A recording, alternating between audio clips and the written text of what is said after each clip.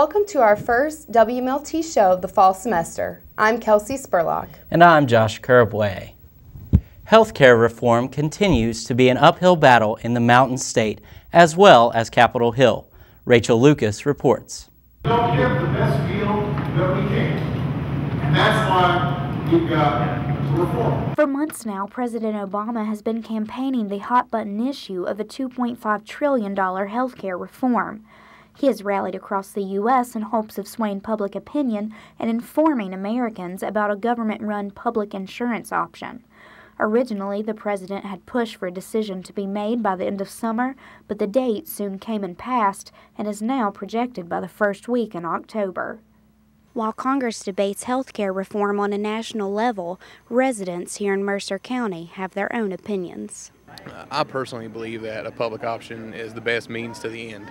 Our end, obviously, is to give everyone health care at an affordable price, and the debate is over how to do that. I think a public option is the best way to do that. As well as providing quality health care for all Americans, the issue of financing this plan is also a concern. I would like to look at the whole picture. We can create programs, we want to make sure we can afford it too. Despite prevalent debate about health care reform nationwide, Congress will have the final say on the issue. For WMLT, I'm Rachel Lucas in Athens. Each year, the flu is constantly getting us down. Alicia Evans has more information on where and when you can prepare yourself for this flu season. Thousands of people come to the Mercer County Health Department in order to receive their flu shot. People come here to receive their flu shot, which is usually 80 to 90% effective. The Mercer County Health Department is asking you to roll up your sleeve and take preventive measures for this flu season. Each year, there are a certain number of vaccine strains recommended for those who receive the vaccination.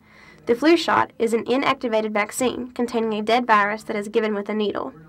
This year, the 3 strains of influenza viruses include 2 A viruses and 1 B virus. When you get the flu, you're going to have an elevated temperature of over 101, cough, sore throat. That's what makes it different from just a regular cold. And what can you do to keep from getting the flu this season?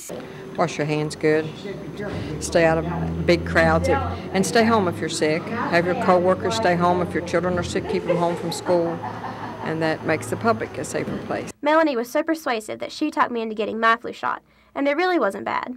According to the Center for Disease Control, severe side effects are very rare.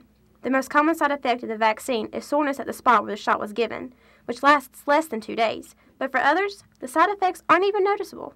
I've never had a side effect, and coming out here, when they give you the shot, you can't even feel it, really. At the Mercer County Health Department for WMLT, I'm Alicia Evans.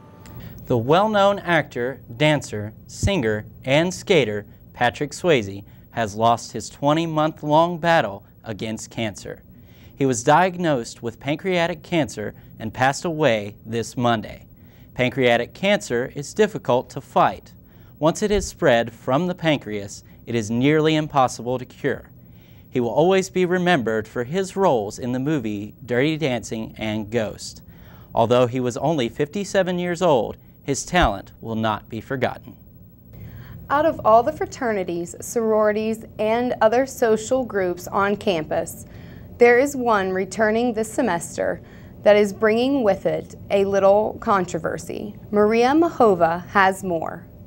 The Lady Aids used to be a non-Greek organization on Concord University campus, and now they're coming back.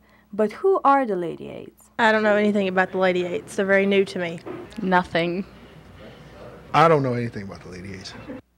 We asked Barbie Dobbins, a member of the Lady Aids, for more details. Lady Aids are strong women. They're independent women. They think for themselves. They act for themselves.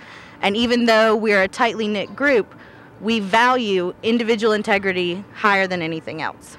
We are a non-Greek organization. We are not national. We don't have to listen to Panhellenic or anything like that. Most of us all came from sororities originally, which we're still, friends with the girls from those sororities. So yeah, we have a friendly relationship with the Greeks. But not everybody's happy about the return of Lady Aids on campus.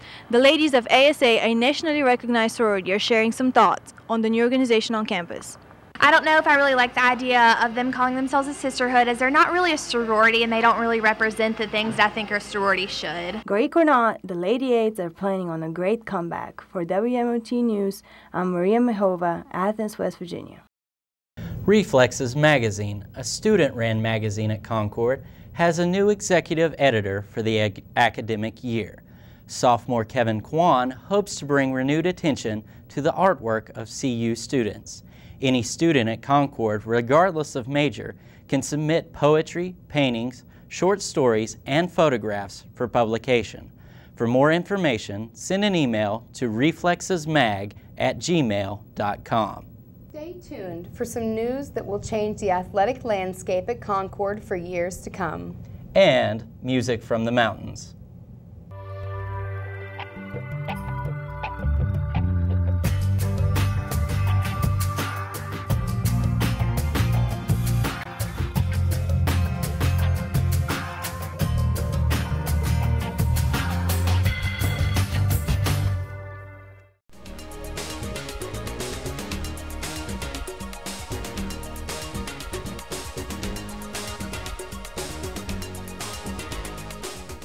Welcome back to WMLT News, and now with sports, we will send it over to Jamie Lee.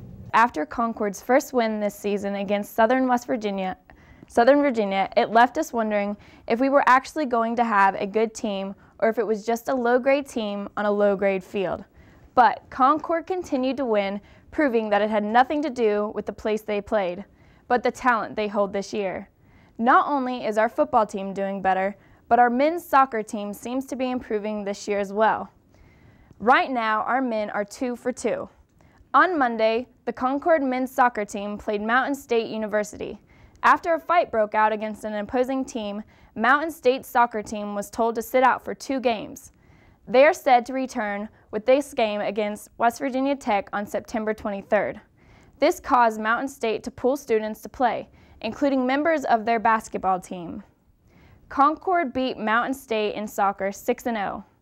Although most of Concord's teams are doing a great job, so are our Mountaineers, winning to East Carolina 35-20, making WVU 2-0.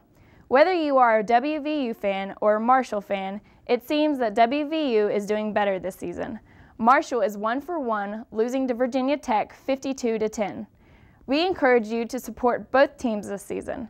That's it for Concord Sports this week. Back to you, Josh. Thanks, Jamie Lee. Concord's first Artist Lecture Series event took place last Monday night in the Fine Arts Building. Electronic Junkyard Gamelan hosted a concert made up of innovative sounds and instruments. Angie Coons was there. As part of the Life on Mars tour, Electronic Junkyard Gamelan entertained Concord students Monday night, September 14th, with their creative talents. The band from Brooklyn, New York used all sorts of homemade instruments to create their artistic musical sounds.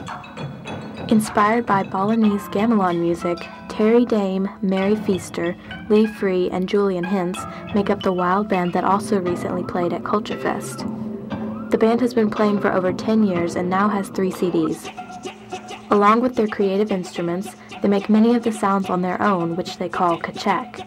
You know, it's just practice like any rhythm. It's just using your voice, you know, as a rhythmic instrument. Just get kind of the smallest, sharpest attack, you know, so that you really hear that syncopation. After the show, the band conversed with students and let them give their instruments a try. Both the audience and the band were pleased with the show and left with a new creative spark. Reporting from Concord, Angie Coons. Not too far from Concord University, an exciting event is causing thousands of people to pour into Bluefield, West Virginia. The 2009 Bluefield Coal Show is gearing up for its opening day tomorrow. In past events, the show has featured speakers such as Bill Rainey, the president of the West Virginia Coal Association, and Bill Reed, the publisher and managing editor of Coal News. Some feel the main event of the show is the exhibits. In the past, the Brush Fork Armory Civic Center hosted 230 exhibitors, giving us a glance into the future of the coal mining industry. Excitement is building for many in the industry as many innovative companies are prepping for the big show that will go on until Friday. Summit Theater, located in downtown Bluefield, is known for producing a variety of plays to suit any audience. Now, local talent is bringing classic literature to life. Matt Kerbway has more.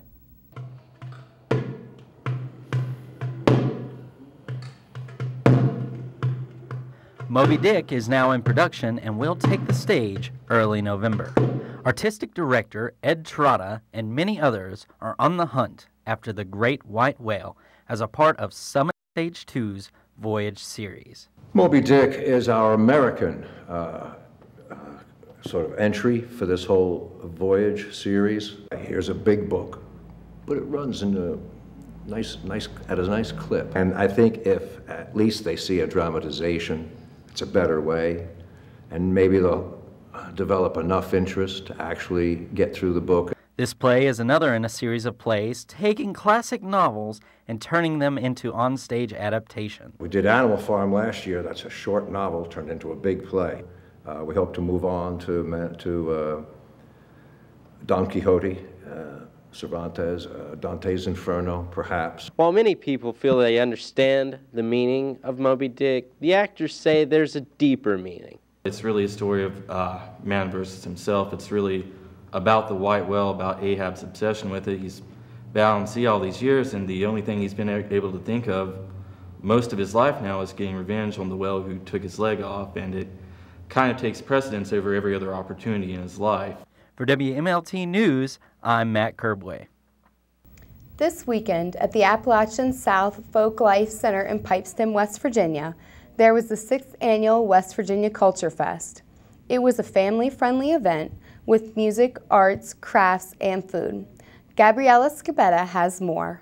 I'm here at the 6th Annual West Virginia Culture Fest World Music and Arts Festival. At this year's festival, they featured bands such as Big Fat Delicious, Comparsa, and the Liberty High School World Percussion Ensemble, as well as many other vendors. The Culture Fest started Thursday, September 10th and lasted until Sunday. This is my first time as a vendor. I have attended as a participant for 3-4 years. How is it differing for you? Oh, I'm certainly enjoying sitting and watching all the panorama of people and all the events happening, listening to all the music, seeing all the colorful vending going on, smelling the good food. It's just a lovely time. It's a wonderful mixing of many cultures. I've heard people talking who are obviously from Charleston and many people from Virginia. We have a band here from New York City. There's just such a mixing of people and ideas and cultures that it is very rich, very rich. Yes, we have crafts for the kids, and we also do music for the kids. We dress up, we paint our hair, we get our faces painted, and just try to give the kids a good time. The kids get to run around, and it's a very safe atmosphere, and you can see forever, so they run and they roll down the hill and flap their wings and fly. There are many diverse activities available, such as group meditation, a dance workshop, a kids parade, and bands ranging from Latin dance tunes to techno folk jams. No matter what you're interested in, there's something for everyone at the West Virginia Culture Fest. That's all for today. Tune in 2 weeks for more WMLT.